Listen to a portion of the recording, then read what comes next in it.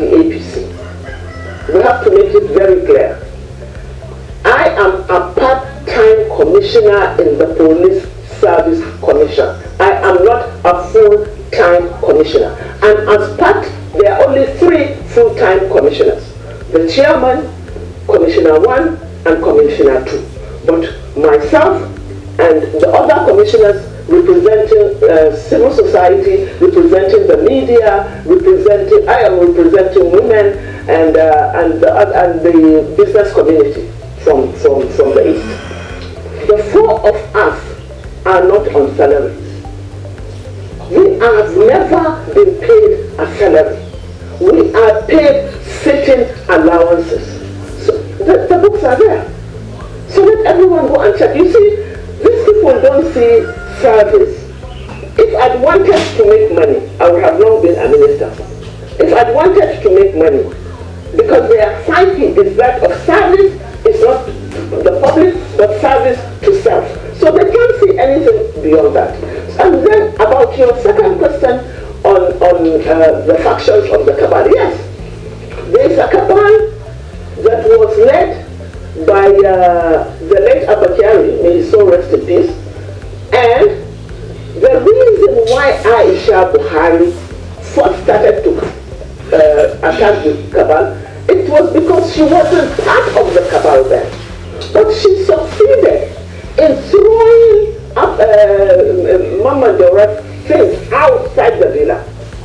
She physically threw them out. If you remember the case of the shootings in the villa, the gunshots in the villa, who made that?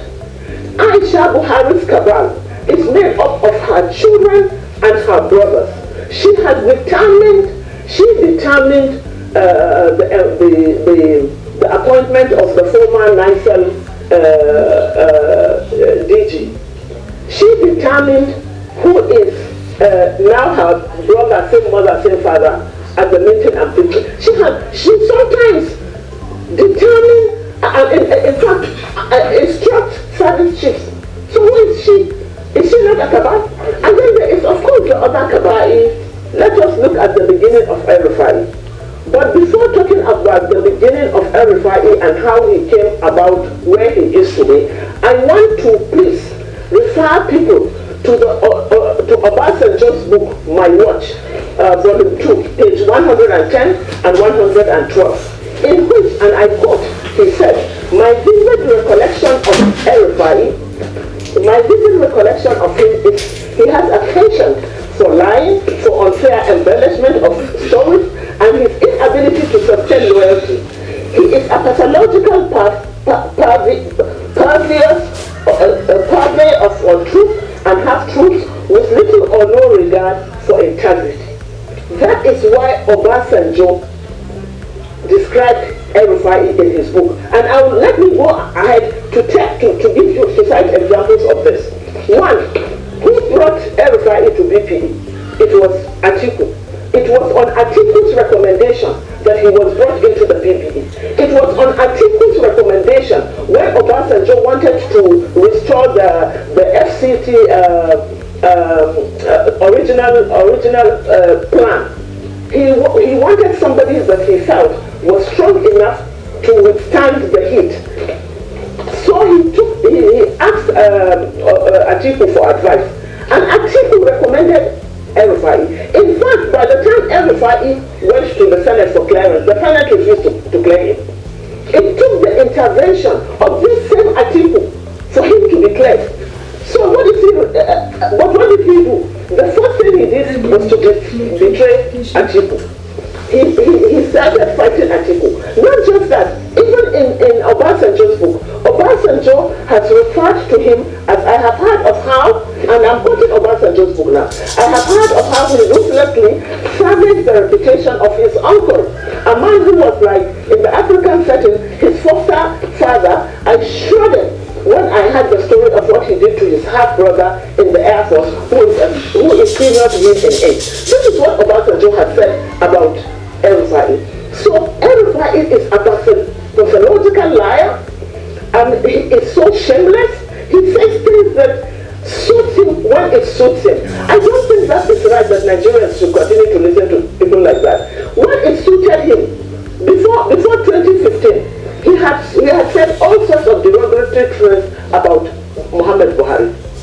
But by 2015, when he wanted to be governor, he came and knelt down before Buhari because he's nothing in Kaduna without Buhari. In fact, he is so unpopular.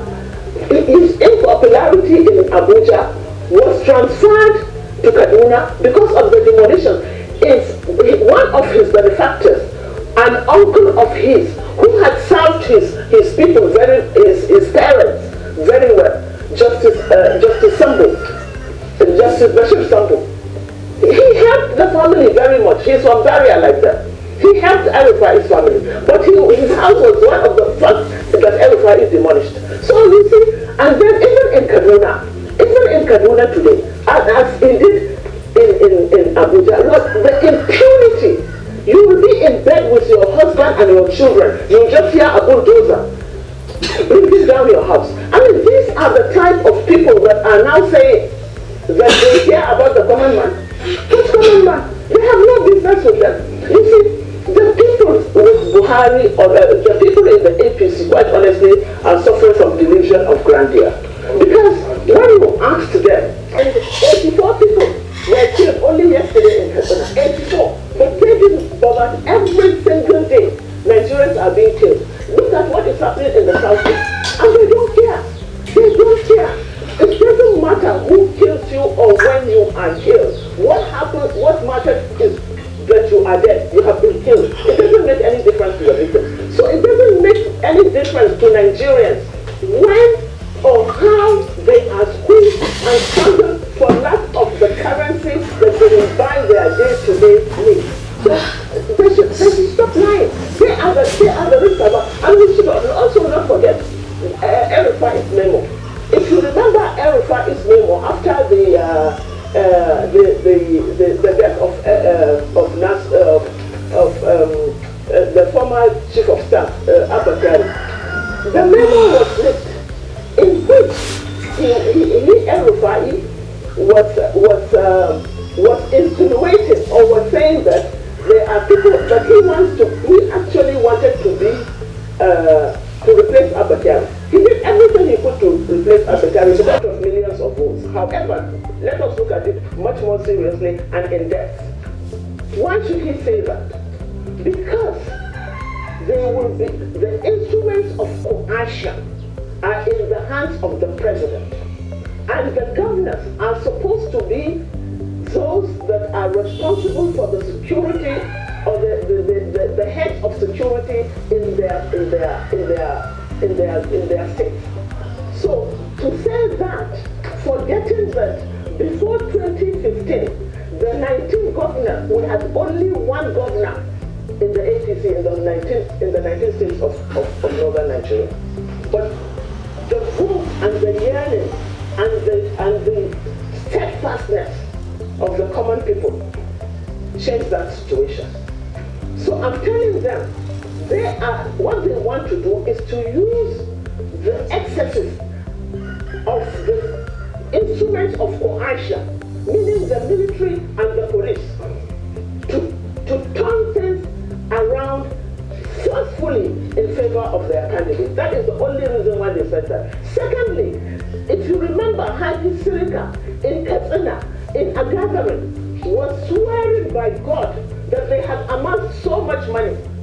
They have amassed so much money that they will use that money for elections. So it's just self-explanatory. Sister Kiamo is not saying that Nigerians are behind that. He is saying that we have a president who controls the finances of this country, because MFLA is answerable to the president, to the Minister of Finance, and they are all answerable to the president. So if they have the money of Nigeria and they have the force of Nigeria, they don't need Nigerians. Nigerians are being told that you are not wanted. We only need 24 people, and these 24 people are equivalent to the millions of votes that Nigerians are supposed to. You see, these people, if you begin to see how deluded they are. See how they refer, see how Shatima referred to the vice president. He said, if he's nice, he should sell ice cream. A professor who is much more educated than he is, he can never catch his legs in terms of education and forthrightness. And here, what Mr. Skiamo is now saying, here, what El-Rufai is saying, all they are saying about the change of money is because it's for them. Everything is about them. Why are you changing money? It's good to change money, but why now? But what I'm saying is that the whole thing boils down to a government that is weak. If this government indeed knows that there are people that have touched so much millions or billions cash in their in